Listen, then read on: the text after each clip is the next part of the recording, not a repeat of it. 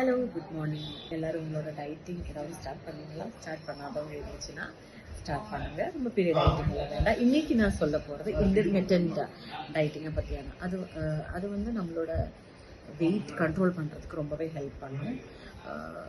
First week வந்து நம்மளுக்கு அது கொஞ்சம் ஃபீல் ஆகிடும் இந்த டைட்டிங் பண்ண ஆரம்பிக்கும் போது. செகண்ட் வீக் நம்மளுக்கு அந்த உடம்புல கொஞ்சம் தெரிய ஆரம்பிச்சிடும்.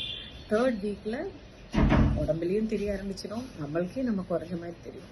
4வது வாரம் பார்த்தா மினிமம் ஒரு 3 kg to 4 kg நீங்கள் கம்மியாயிருக்கும் கன்ஃபார்மாக. ஸோ நீங்கள் என்ன பண்ணுறீங்க, ஸ்டார்டிங் ரொம்ப ஹெவியாக பண்ண வேண்டாம்.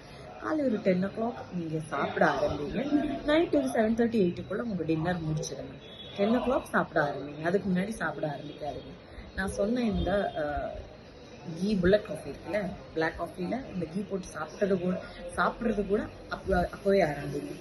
உங்களுக்கு அந்த சேஞ்ச் கண்டிப்பாக தெரியும். Have a good day.